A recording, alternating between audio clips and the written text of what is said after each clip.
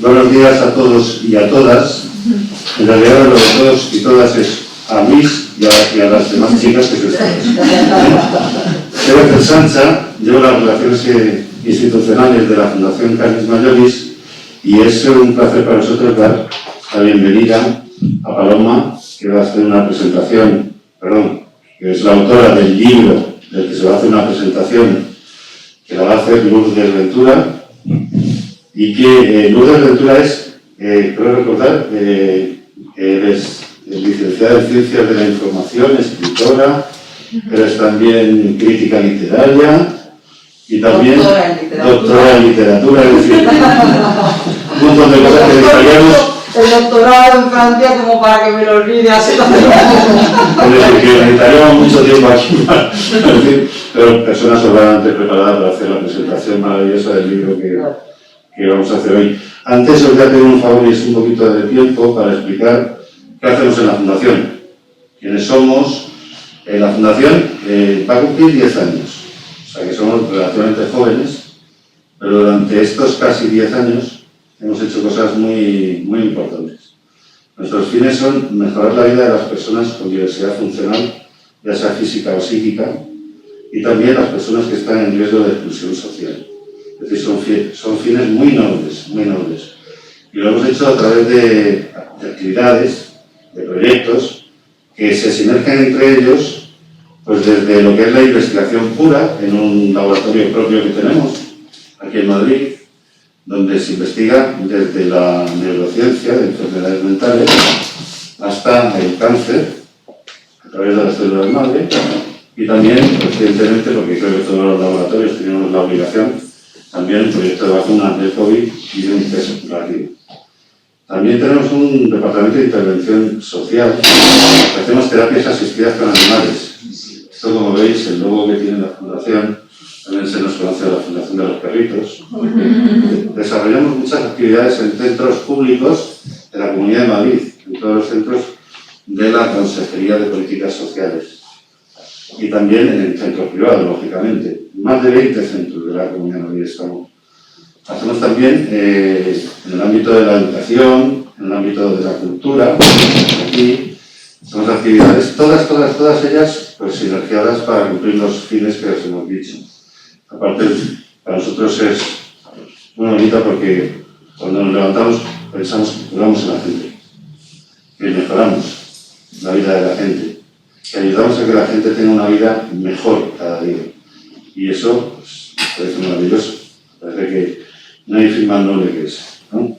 Y bueno, como lo importante es lo que nos trae aquí, que es la presentación del libro de Paloma, pues evidentemente voy a dar paso a Lourdes para que comience la intervención. Muchas gracias por el tiempo que me ha dedicado. Gracias.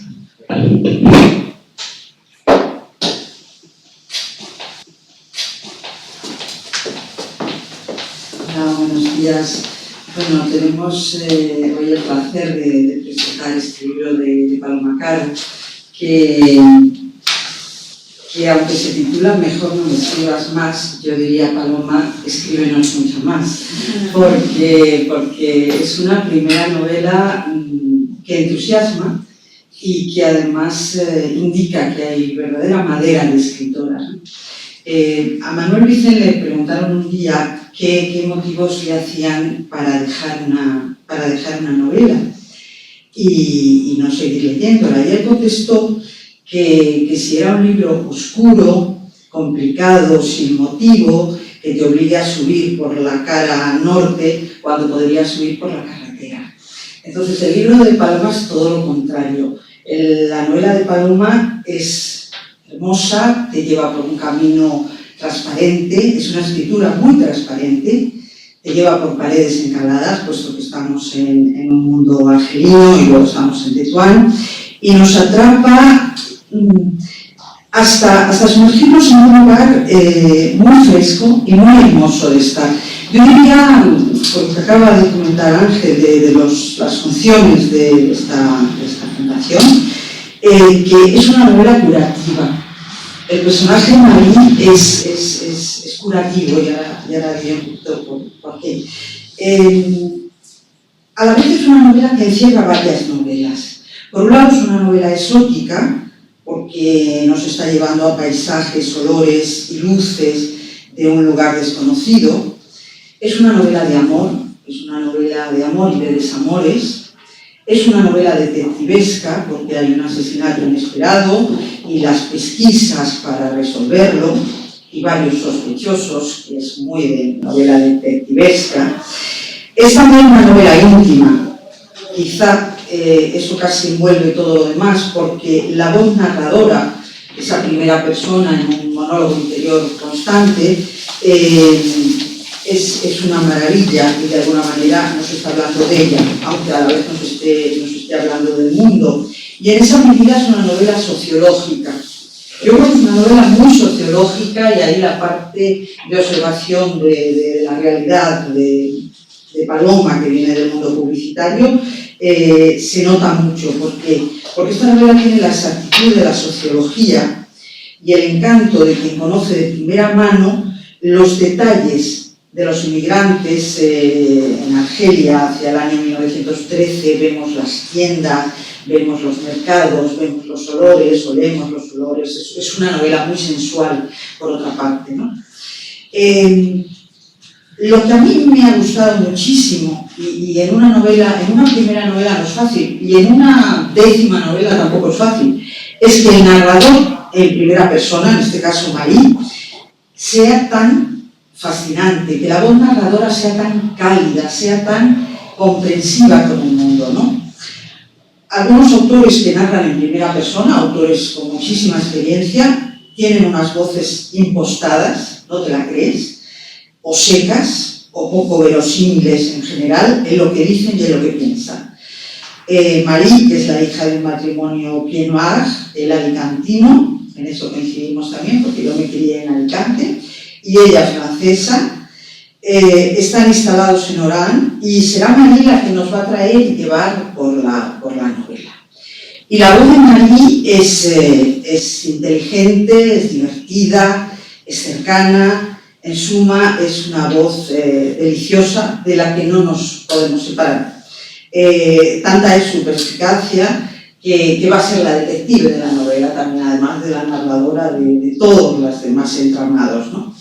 Y lo que me gusta mucho de Marie es su valor, el valor que tiene en unas circunstancias de su vida. No es una vida fácil, es una vida de una clase trabajadora, emigrantes en Argelia, y para ella todo es positivo. La pequeña casa encalada, como tiene las bugambillas, ya es maravilloso. Es tan inteligente Marie, que el trabajo que hace, ahora lo llamaríamos coach psicológico o terapeuta psicológica, porque ella va a la plaza del mercado de Orán y deja a la gente que le pregunte sus dudas sobre todo, sobre la vida, sobre el amor, sobre los negocios. Y ella, que tiene 17 años, no olvidemos, ¿no? 16 para 17 al principio de la novela, Marie está dispuesta a contestar casi todo, incluso casi sin cobrar, a veces por unas frutas o así. Entonces, en ese sentido, por lo que digo que la novela que Marie es sanadora. Marie es una mujer sanadora. Cuando sufre algún amor, lo va a vivir también de alguna manera luego muy positivamente, y su descubrimiento de un asesinato que aparece, no lo estoy descubriendo, no estoy haciendo un spoiler, el asesinato aparece en prácticamente las primeras páginas.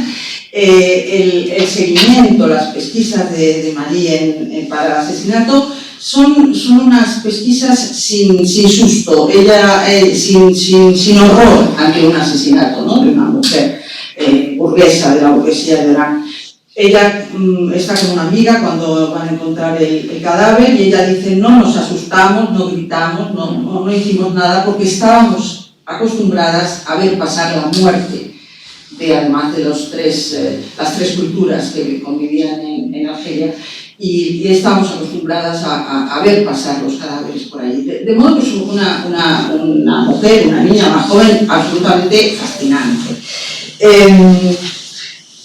Hay una cosa que la gente dice cuando lee una novela que le gusta, dice: me la he leído de un tiro. A mí lo que me gusta de esta novela es que quieres seguir dentro de ella. No te quieres ir, ni mucho menos. Quieres ver qué pasa después del salto a Tetuán, de la familia de Marí, y no te quieres ir de las casas. Los psicólogos dicen que cuando soñamos con casas, en realidad la casa es la figura de nosotros mismos, la Gestalt sobre todo lo dice, ¿no? Y aquí hay muchas casas, y de esas casas que pueden ser humildes, Marí hace una belleza, ¿no? Como la primera pequeña casa de las Bugambillas, y luego la casa de Tetuán, que se entra por un muro muy feo, y con esto ya termino y le voy a hacer preguntas a Paloma, y dice Marí sobre la casa. Entran por un muro feo y se encuentran con una casa muy especial. Me encontré asombrada un patio cuadrado con plantas al que rodeaba una casa de 2 pisos. En la parte superior tenía una galería. Lo más sorprendente fue que al abrir una puerta verde del patio, tan pequeña que me tuve que agachar, salía un jardín trasero lleno de plantas enrevesadas y tupidas. Tendremos árboles de verdad. Voy a plantar bugambillas fucsias en todas partes. El final de la visita a la casa fue la subida a la gran terraza rodeada de asientos hechos de obra con cojines de quilín, mesitas bajas y unas alfombras de esparto. Se ve el mar. En ese lugar uno quiere estar, o sea, humilde, igual que humilde. Y eso es lo que me gusta de esta novela, que no es una novela de leer de un tirón, sino de leer poco a poco y de querer detenerte en algunos de estos lugares que Marí nos cuenta, ¿no? Y yo ahora ya, para no aburriros más, porque es mucho mejor leer la novela que oír a los presentadores de novelas siempre, sistemáticamente, ya les voy a hacer unas preguntas a Paloma para que ya nos vaya contando un poco la... Perdido, más cariño.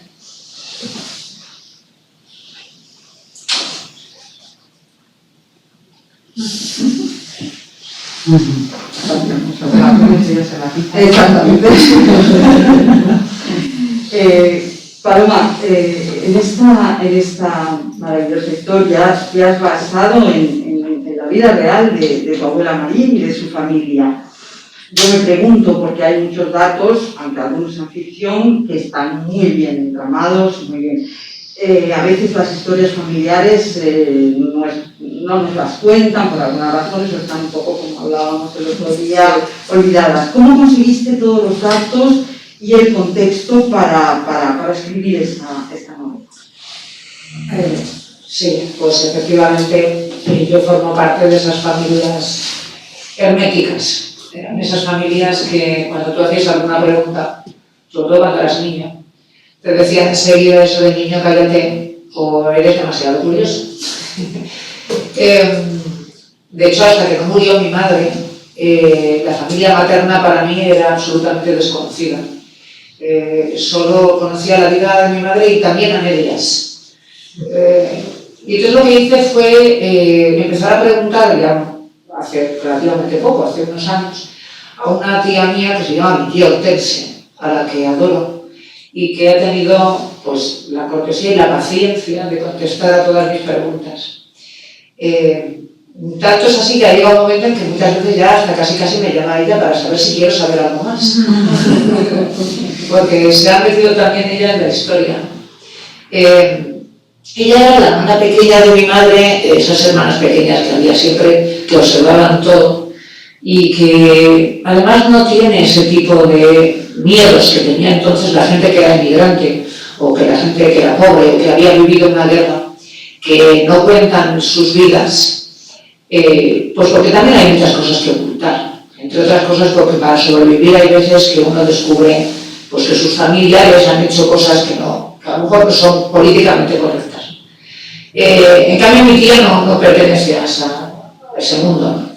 Y por tanto es mucho más libre. Entonces contó todo y cada una de las cosas que te digo que yo le fui preguntando. Y eso es una parte, y luego el resto, pues obviamente es ficción. Pero sí hay un pozo de cómo era mi familia en aquella época.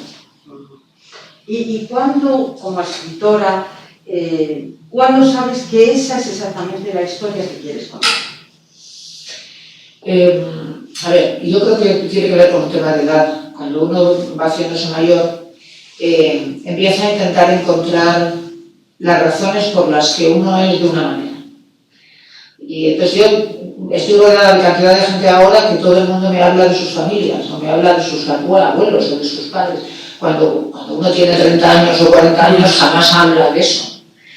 Y, o sea, bueno, también tuve, obviamente, el fenómeno de crecer en edad y entonces, por tanto, me interesó más el pasado.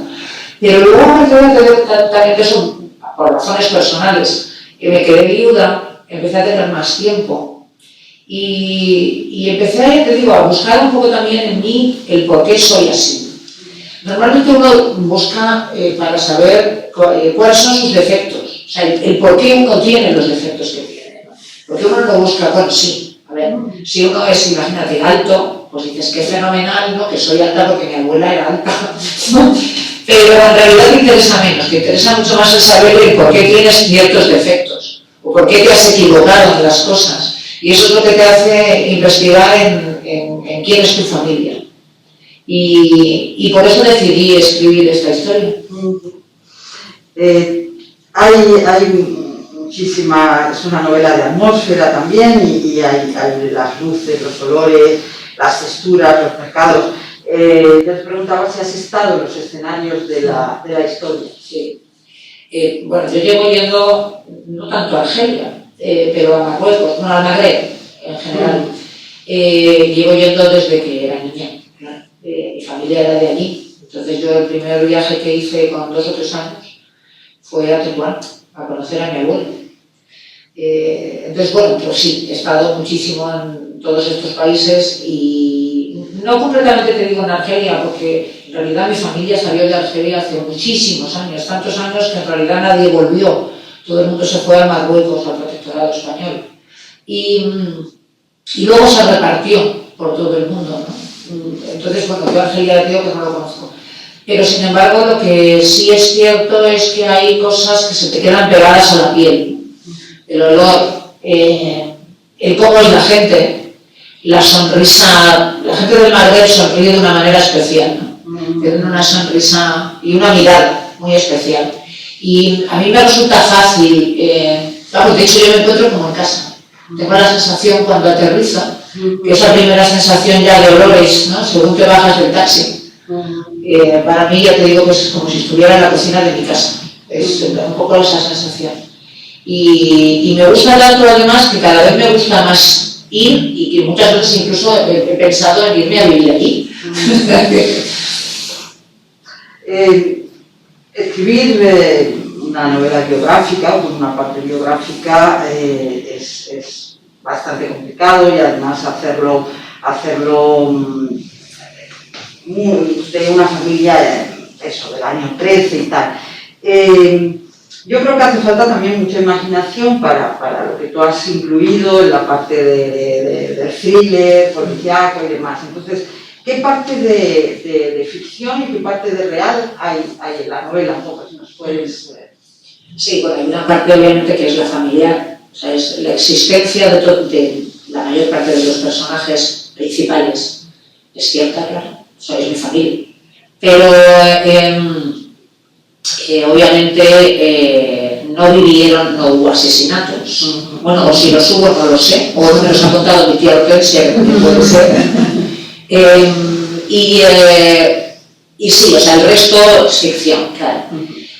Sí es cierto que en aquel momento, por ejemplo, el enamoramiento entre una chica joven, normalmente de origen francés en Argelia, bueno, o incluso en española, en el protectorado español posteriormente, ¿no? Era imposible.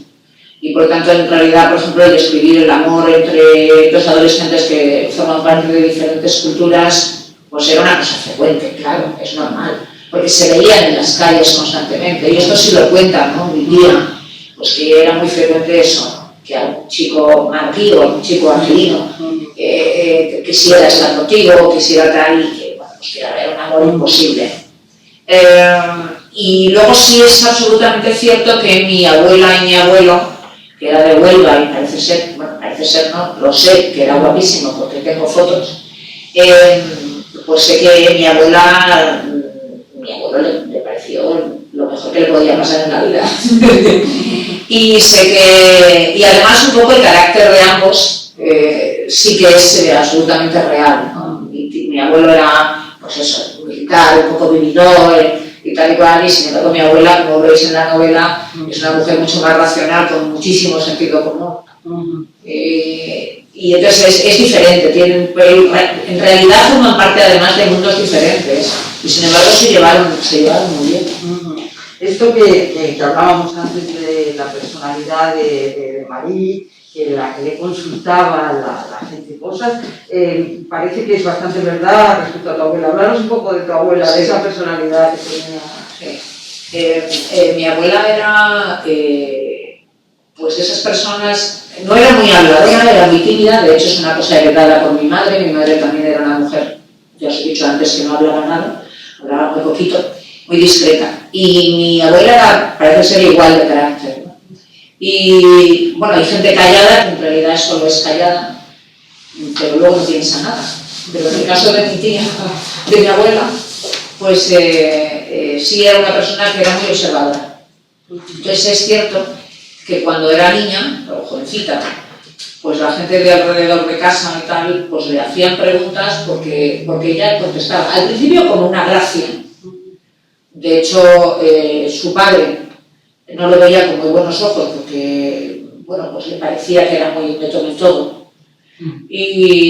Pero sin embargo, la verdad es que por otra parte le hacía gracia porque, claro, demostraba una inteligencia superior a la media.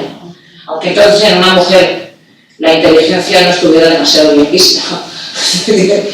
Pero sí es cierto que tenía fama y de hecho la gente la recordaba como alguien inteligente y alguien a quien preguntar cuando tenían problemas.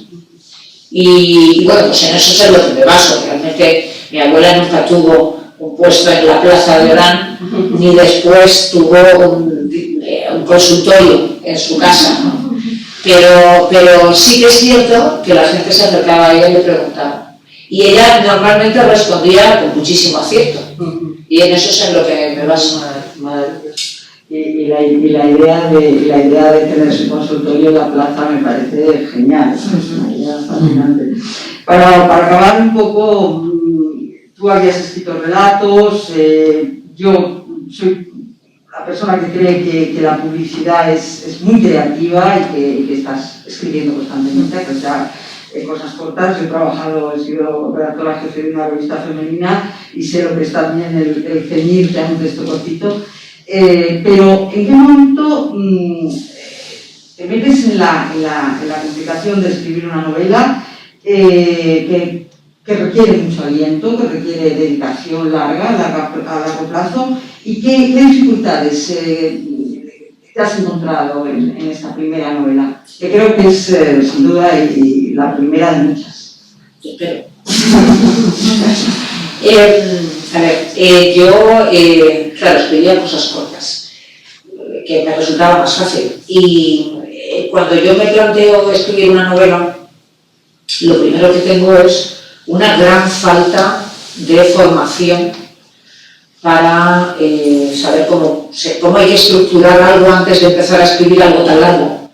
Yo tengo una falta de experiencia absoluta. Entonces, he tardado mucho más tiempo seguramente en escribir una novela que cualquier persona que tenga en la cabeza una estructura creada. Es decir, que empezaba la casa por el tejado en vez de por los cimientos. Eso ha hecho que me tardara más, evidentemente. Pero me planteé porque primero fue una especie de psicoterapia, que yo no sabía que la escritura podía llegar a serlo. Y luego me ha encantado esto de tener en la cabeza unos personajes las 24 horas del día, ¿no? Y me ha parecido divertidísimo, porque es esto que dicen algunos autores que yo no había vivido jamás, ¿no? Lo de pensar que tienen vida propia. No la tienes, se la pones tú, pero sí es cierto que una vez que se la has puesto, hay veces que te sorprende, ¿verdad? que de pronto ella misma te esté contando que en realidad querría estar en otro sitio y no donde la estás poniendo, ¿no? Y esto me ha divertido muchísimo. Es cierto que me ha hecho un poco más asocial, porque claro, necesitas mucho tiempo solo, ¿no? Pero sobre todo lo que más... A ver, me he enamorado de escribir, pero sobre todo también me he enamorado de Marí. O sea que, pues nada, poco más contar. Pues, ¿alguna pregunta? Sí, yo tenía una, que te conozco muy bien, y he leído una novela que sabes que me fascina. Ay, perdón. Digo eso, que te conozco bien, he leído una novela que me fascinó, y el personaje de Marí para mí es quien tiene que seguir. Cuando hablabas antes de que era una manera también de volver de mirarte tus defectos, de mirar hacia adentro, más que eso, ¿tú qué tienes de Marí, de tu abuela? Mucho. Claro. A ver, cuando uno además escribe en primera persona es imposible no ser uno mismo, ¿no? El que está escribiendo la historia. Obviamente soy así. Ella tiene unos defectos que yo. Pero sí tenemos mucho parecido. O sea, las soluciones que a ella se le ocurren a los problemas en realidad son las que aportarían lo mismo. Es evidente. Pero ella es mucho más joven.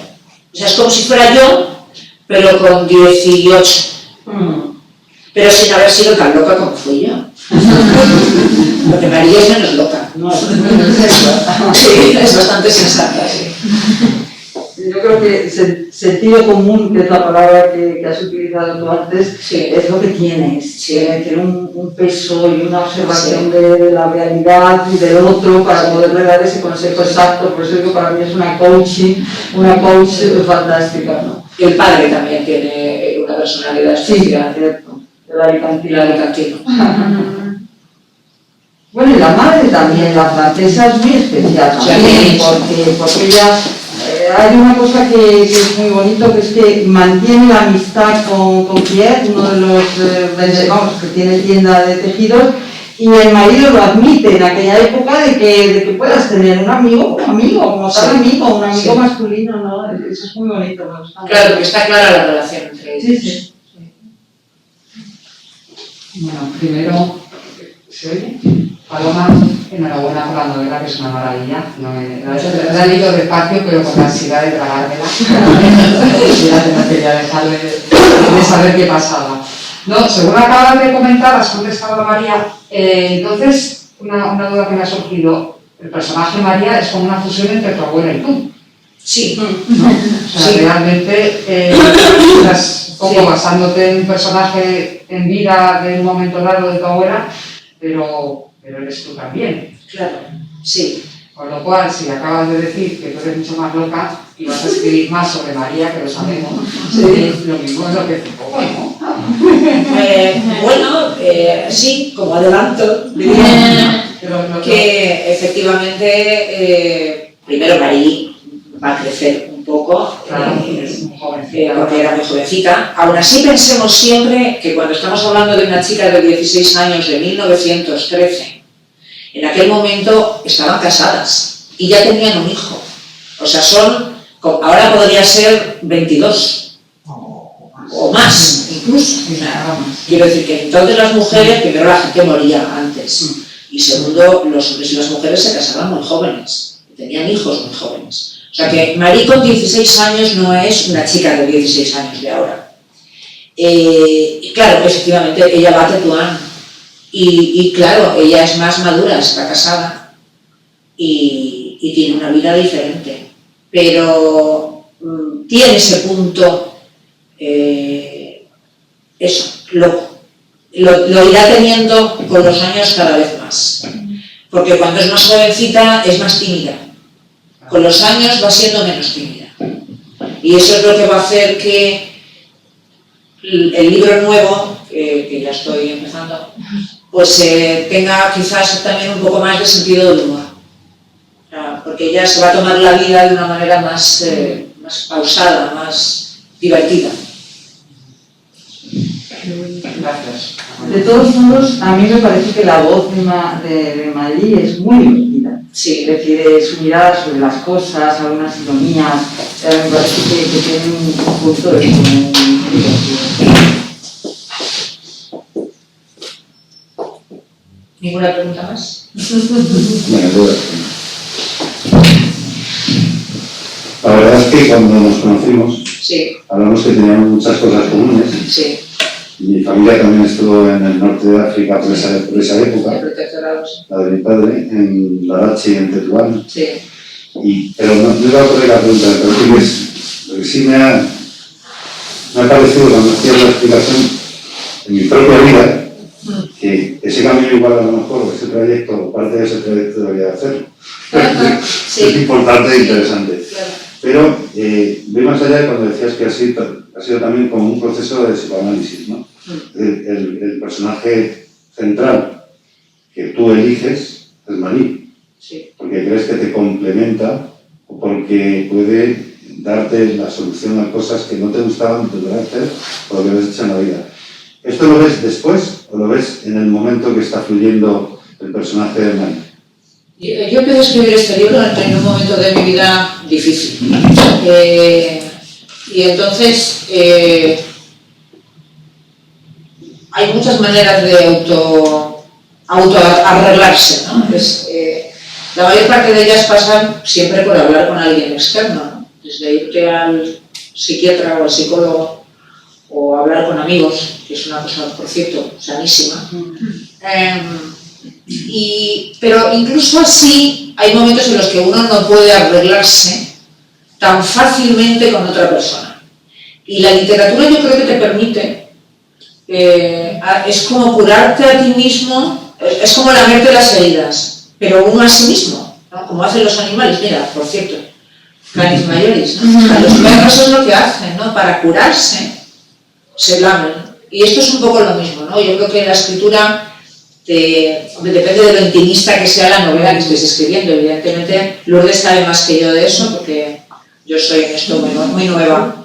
Pero eso te permite, te digo, el ponerte delante de una hoja en blanco implica el sacar de dentro todo lo que tienes, te guste o no. De hecho, lo notas. Cuando no te gusta lo que estás sacando, es que, bueno, de alguna manera estás viendo que está, que antes quizás no lo notaba. O sea que sí, yo creo que es una psicoterapia perfecta. La aconsejo. Muchas gracias a todos. Bueno, lo voy a hacer sin micrófono, no. Sí. Agradeceros a todos la presencia. La verdad es que este es el primer acto cultural puro después de la pandemia. Carmen, que está aquí, si lo saben, y May, tú también, porque estuvimos en la última que hicimos. Ah, sí, me parece De muy Felipao. emocionante. Es volver a hacer un acto cultural aquí, Sí. hombre, con las limitaciones que tenemos, pero también tenemos los medios técnicos para que se vayan incorporando. Es un placer, es de verdad un placer que todos necesitamos, es balsámico incluso, ¿no? Sí. Yo creo que es muy bonito y Paloma ha sido un descubrimiento para mí, de verdad. Muchísimas Muchas gracias.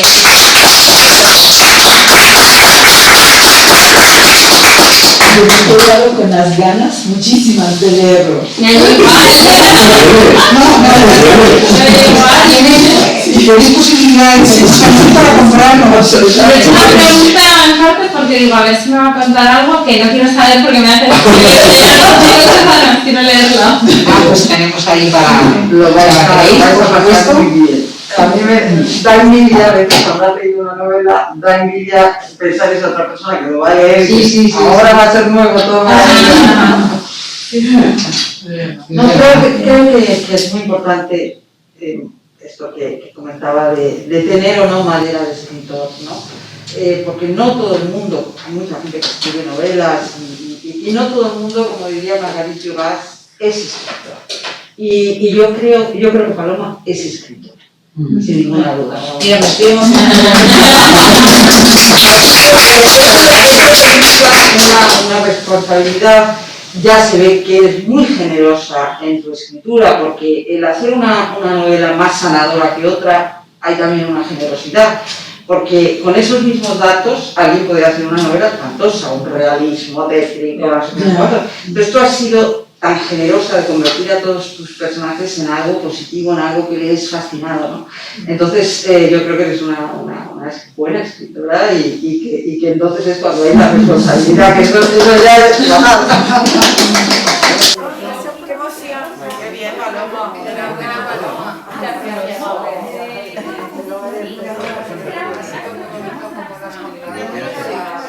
El arranque de presentación me ha encantado.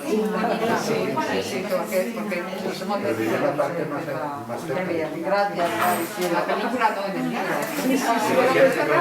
Yo le he dicho a Paloma, este libro es una película, este libro es una película, o sea, si un director español no ve que aquí hay una peliculaza, es que, o una serie, vamos, una serie, pero sin duda, vamos, por todo, porque está dibujado cada atmósfera, cada ambiente, cada momento de la novela, y lo de la niña en la plaza, atendiendo a la gente, a sus dudas, la coach, Eso me ha encantado.